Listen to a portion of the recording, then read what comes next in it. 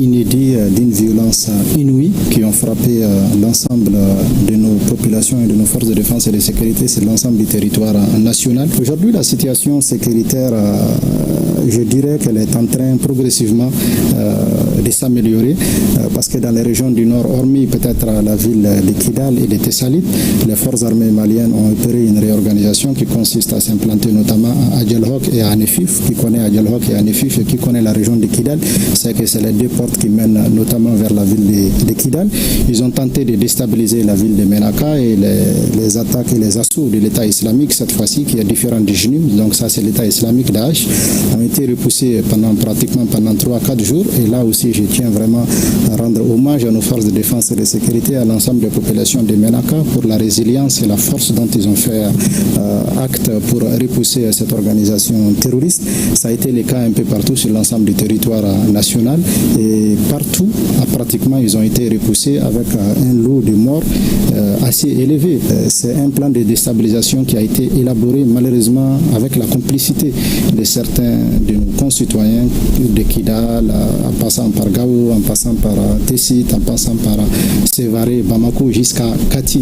Et ce qui est encore plus grave et vraiment déplorable et condamnable, c'est le fait qu'ils ont quand même pu bénéficier de la complicité de certains membres des forces de défense et de sécurité qui sont des retraités et souvent aussi des hommes en activité qui se sont rendus complices de cette organisation terroriste et qui ont pratiquement ouvert la porte qui a mené à ce désastre de la perte de notre ministre de la Défense, paix à son âme, et de l'ensemble de nos concitoyens qui sont morts sur le territoire national. Mais malgré tout cela, nos forces de défense et de sécurité ont fait acte de bravoure et de courage et ils se sont battus partout sur le territoire national pour repousser ces plans funestes et vraiment grotesques de ces organisations terroristes qui pensaient en 24 heures ou maximum en 48 heures mettre le pays à genoux. Mais je pense que la réponse qu'ils ont eue de la part de nos forces de défense et de sécurité et de la part aussi de nos populations qu'il faut quand même au passage saluer et féliciter pour leur résilience.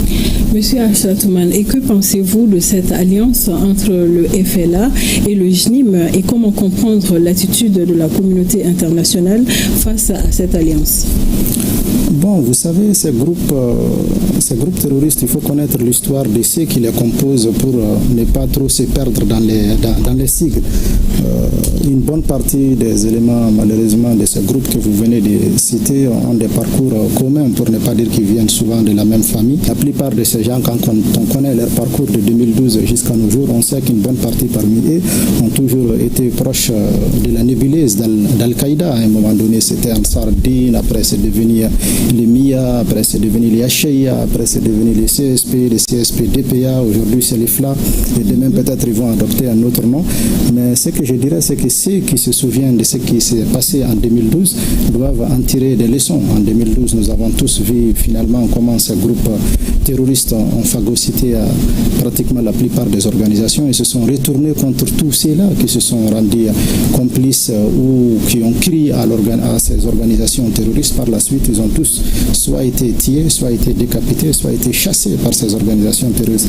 Et je leur dirais tout simplement à l'ensemble de nos frères qui ont fait le choix aujourd'hui de penser qu'il y a un avenir avec Al-Qaïda ou avec Daesh, je leur dirais tout simplement qu'ils sont en train de se tromper et j'irai même plus loin pour dire qu'ils sont en train de se mettre une balle dans la tête parce qu'Al-Qaïda ou Daesh n'ont pas un projet d'avenir, c'est un projet d'une organisation terroriste qui n'a autre objectif que de semer la peur, la terreur, le désordre, d'opposer les Maliens les uns contre les autres et ils ont un agenda qui ne se limite pas à notre pays mais qui va se propager très loin de nos pays. C'est pour cela que je profite de l'occasion pour dire à l'ensemble de la communauté internationale qu'il doit y avoir une solidarité internationale comme ça a été le cas pour les pays du Moyen-Orient, pour les pays du Maghreb. Aujourd'hui, c'est les Sahéliens qui font face à cette menace-là et c'est une menace qui va toucher tout le monde. C'est pour cela aujourd'hui, le monde ne doit pas rester silencieux face à ce qui est en train de se passer dans nos pays. Monsieur Achatouman, vous avez certainement suivi cette cabale médiatique de certains médias occidentaux contre le Mali. Que cherche-t-il au juste? En fait, je pense que la plupart de ceux qui supportent consciemment ou inconsciemment ces organisations terroristes, surtout à travers la plupart de ces médias-là, essayent un peu en réalité de démoraliser nos forces de défense et de sécurité, les diviser avec leur population, démoraliser les Maliens, décourager les Maliens pour arriver à leur plan funeste. C'est pour cela aujourd'hui il faut qu'ils sachent que la plupart de ceux qui sont en train de vouloir donner une image saine, positive ou bien de ce qui se passe au Mali, il faut qu'ils sachent qu'on fait face à ceux qui eux-mêmes ont toujours récusé, combattu, rejeté avec la plus grande fermeté, c'est le terrorisme. Et si jamais ces gens-là prospèrent, personne ne sera en paix dans le monde. Et il faut aussi qu'on arrête de vouloir instrumentaliser les noms de nos communautés, que ce soit des Touaregs, que ce soit des Arabes, que ce soit des Peuls ou des Sénéfos, des Bambara et j'en passe. Le terrorisme n'a pas d'ethnie, il n'a pas de couleur, il n'a pas de communauté, il n'a pas... Un terroriste, c'est un terroriste, il peut être issu de toutes les communautés. Je pense qu'aujourd'hui, vu ce qui est en train de se passer au Sahel, nous en avons l'illustration. En réalité, le terrorisme ne se nourrit que de la division, ne se nourrit que des amalgames. Et c'est pour ça qu'on doit faire extrêmement attention à ces facteurs-là. Aujourd'hui, notre force réside dans notre capacité à mettre de côté toutes nos contradictions, vu la situation que notre pays vit, pour se mettre ensemble et rejeter avec la plus grande fermeté toute instrumentalisation de noms, de couleurs de nos communautés. Nous sommes des Maliens, point barre. Rien d'autre. Tout à fait. Et quel message souhaitez-vous adresser